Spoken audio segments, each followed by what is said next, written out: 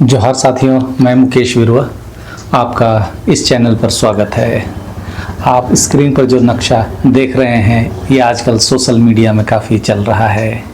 यह कोई भूगोल की पाठ्यपुस्तक का नक्शा नहीं है, यह एक सपने का नक्शा है। यह एक ऐसे सपने का जो 1936 में देखा गया था और आज तक पूरी तरह साकार नहीं हो सका। आज हम बात करेंगे झारखंड की उस बड़ी लड़ाई की जो सिर्फ राज्य बनने तक सीमित नहीं थी। यह लड़ाई थी बृहत झारखंड की, एक ऐसा आंदोलन जिसमें आदिवासी पहचान, जिसे हम सरना कहते हैं, सबसे मजबूत धुरी थी। लेकिन सवाल यह है कि आखिर यह लड़ाई कैसे शुरू हुई। 1950 के दशक में मुंडा, संथाल, उरांव, हो सभी समुदायों के अगुआ एक साथ क्यों आए और फिर यह मांग शिथिल क्यों हो गई। चलिए इस गहन ऐतिहासिक सफ़र पर चलते हैं। इस नक्शे में आप देख सकते हैं कि रांची है, सिंहभूम है, संथाल परगना, पुरुलिया, मेदिनीपुर, मयूरभंज, सुंदरगढ़, संभलपुर, सरगुजा यानी आज के झारखंड, उड़ीसा, पश्चिम बंगाल, छत्तीसगढ़ और मध्य प्रदेश के कुछ हिस्सों को मिलाकर बना बृहत झारखंड। यह मांग कहाँ से उठी, इसकी बुनियाद में सरना पहचान की क्या भूमिका थी और यह मांग क्यों शिथिल हुई। आज इन 3 सवालों का जवाब हम खोजेंगे। इतिहास के पन्नों में, राजनीति की गलियों में और आदिवासी समाज के अंदरूनी अंतर्विरोधों में। बृहद झारखंड का विचार अंग्रेजों के खिलाफ लड़े गए संथाल हुल 1855 और बिरसा मुंडा का उलगुलान 1900 वहीं से ये बीज के रूप में मौजूद थे। जब अंग्रेजी शासन, जमींदारी व्यवस्था और दीकू घुसपैठ ने आदिवासी जल जंगल जमीन पर हमला बोला था। 1915 में छोटानागपुर उन्नति समाज का गठन हुआ जिसने एक अलग उपराज्य की मांग की। यह पहली बार था जब आदिवासी बुद्धिजीवियों ने संगठित होकर राजनीतिक चेतना को आवाज दी। 1928 में छोटानागपुर उन्नति समाज के एक प्रतिनिधिमंडल ने साइमन कमीशन को एक ज्ञापन सौंपा झारखंड क्षेत्र के लिए एक अलग प्रांत की मांग करते हुए, लेकिन साइमन कमीशन ने यह मांग ठुकरा दी। यह ठुकराव केवल प्रशासनिक अस्वीकृति नहीं था, यह उस औपनिवेशिक मानसिकता का प्रतीक था जो आदिवासी अस्मिता को एक स्वतंत्र राजनीतिक इकाई के रूप में मान्यता देने से इनकार करती थी।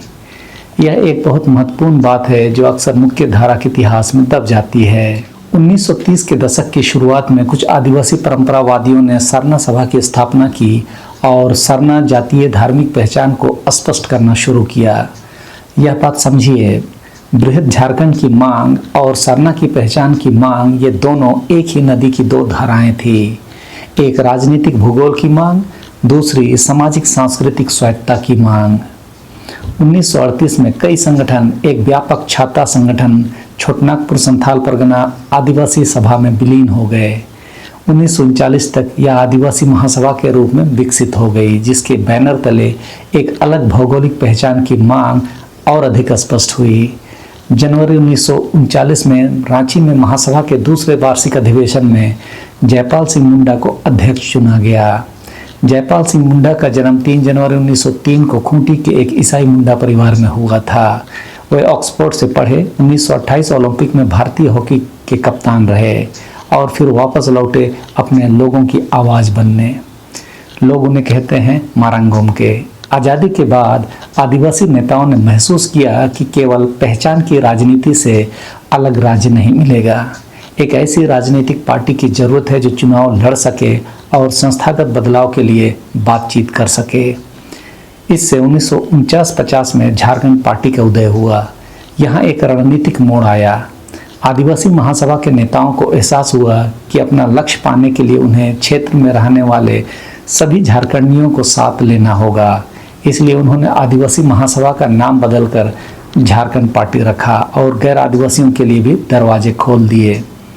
यह एक चतुर राजनीतिक दांव था, लेकिन इसकी अपनी कीमत भी थी, जिसकी चर्चा हम आगे करेंगे।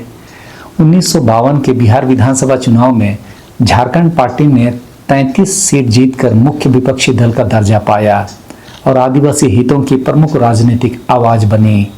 यह अभूतपूर्व था। एक आदिवासी पार्टी, एक पहाड़ी जंगल के लोगों की पार्टी, बिहार की मुख्य विपक्षी ताकत।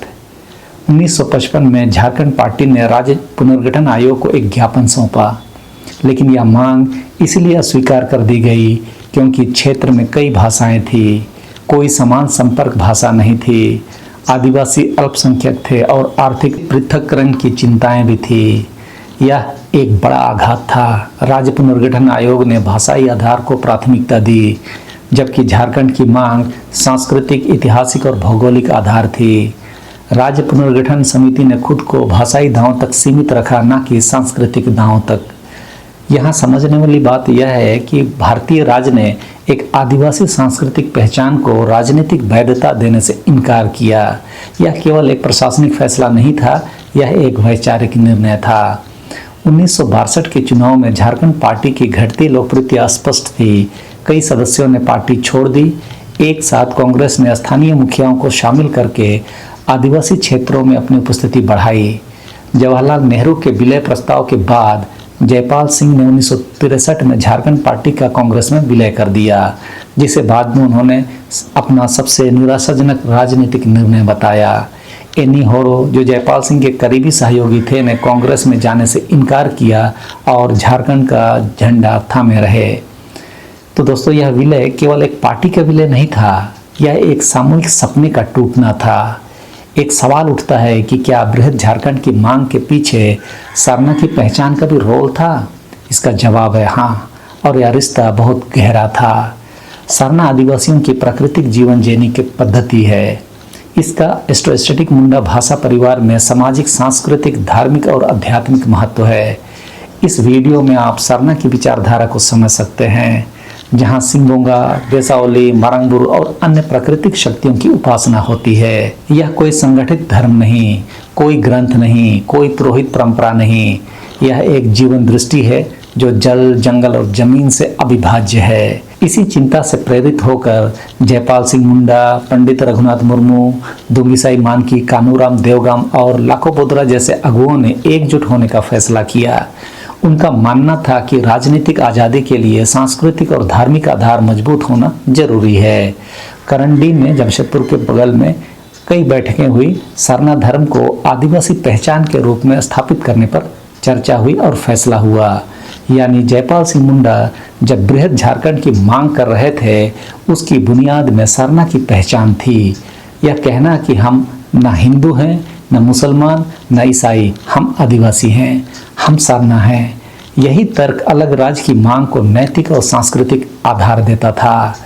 रघुनाथ मुर्मू ने सरना धर्म सम्मेलन नामक एक धार्मिक संगठन की स्थापना की, जो संथाल समुदाय की पूर्वजों से चली आ रही मान्यताओं को आगे बढ़ाने और लोगों को आधिकारिक रिकॉर्ड में इस धर्म के अनुयायी के रूप में दर्ज कराने के लिए प्रेरित करता था।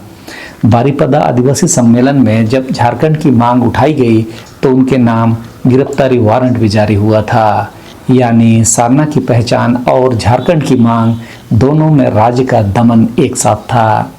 आदिवासी नेताओं ने एकजुटता के लिए 3 स्तरों पर काम किया।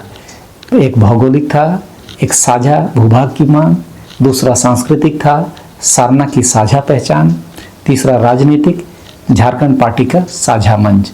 और यह सब बृहद झारखंड की मांग को पूरा करने के लिए था। अब आते हैं उस सवाल पर जो सबसे जरूरी है, यह मांग क्यों कमजोर हुई? देखिए, भाषाई विविधता को कारण बताना राज्य की एक रणनीतिक चाल थी। राज्य पुनर्गठन आयोग ने झारखंड की मांग इसलिए खारिज की क्योंकि क्षेत्र में भाषाई विविधता थी। हो, मुंडारी, संताली, कुड़ुक, खड़िया और कोई एक संपर्क भाषा नहीं थी। लेकिन यहाँ सवाल यह है, जब आंध्र प्रदेश तेलुगु के आधार पर बना, जब महाराष्ट्र मराठी के आधार पर बना, उड़ीसा उड़िया के आधार पर बना, तो आदिवासी बहुलता के आधार पर झारखंड क्यों नहीं बन सकता था? जवाब साफ है, राज्य के लिए भाषाई आधार एक सुविधाजनक बहाना था। असली डर था खनिज संसाधनों पर नियंत्रण खोने का। छोटा नागपुर, कोयला, आयरन, मैग्नीज, बॉक्साइट, यह सब किसके हाथ में रहेगा? कांग्रेस ने झारखंड पार्टी में फूट डालने की पूरी कोशिश की। जयपाल सिंह इस जाल में फंस गए और 1963 में अपने साथियों के साथ कांग्रेस में चले गए। यह विलय कई कारणों से हुआ। पहला तो है कि चुनावी गिरावट का डर उन्हें सताने लगा था। कांग्रेस का प्रलोभन कि भीतर से बदलो, मतलब कांग्रेस में आकर अपना आइडिया दो और बदलो। तीसरा, व्यक्तिगत थकान और निराशा भी हावी हो रही थी। लेकिन इसका नतीजा क्या हुआ? विलय के बाद कई विभाजित गुट बने। All India Jharkhand party, whole Jharkhand party, Veer Birsa Dal, यानी एक आंदोलन अनेक टुकड़े। 1941 की जनगणना के अनुसार झारखंड की भूमि में केवल 44% आदिवासी थे। इसीलिए एक अलग आदिवासी राज्य की मांग पूरी नहीं हो सकती थी। यह आंकड़ा बहुत महत्वपूर्ण है। खनन उद्योग के विस्तार के साथ बाहर से मजदूर और व्यापारी आए और धीरे धीरे आदिवासी अपनी ही जमीन पर अल्पसंख्यक होते गए। बृहद झारखंड की मांग इसलिए भी कमजोर थी क्योंकि जैसे जैसे आप भूगोल का दायरा बढ़ाते हैं, मेदिनीपुर, संभलपुर, सरगुजा को जोड़ते जाते हैं, आदिवासी प्रतिशत घटता जाता है। सरना पहचान की आंतरिक अनेकता भी आड़े आई।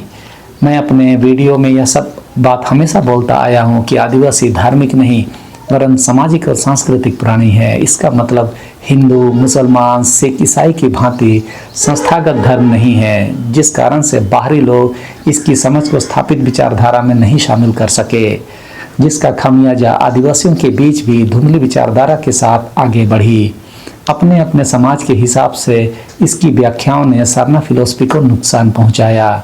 लेकिन आदिवासियों के बीच यह धारणा तो प्रबल थी कि वे न हिंदू है, न मुसलमान, न ईसाई। इसी विचारधारा ने आज़ादी के बाद के वर्षों में सरना की फिलॉसफी को पुनः स्थापित किया और आज के समय में देश के 28 राज्यों में सरना मानने वाले लोग मौजूद हैं।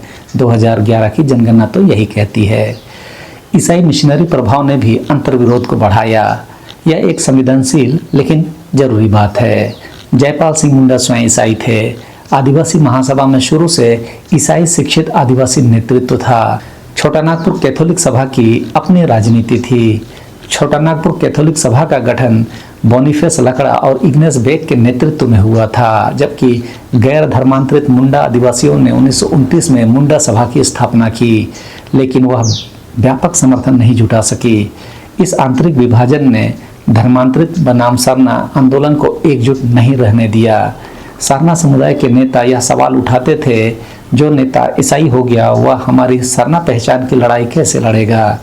1972 में विभिन्न संगठनों के विलय से झारखंड मुक्ति मोर्चा का गठन हुआ।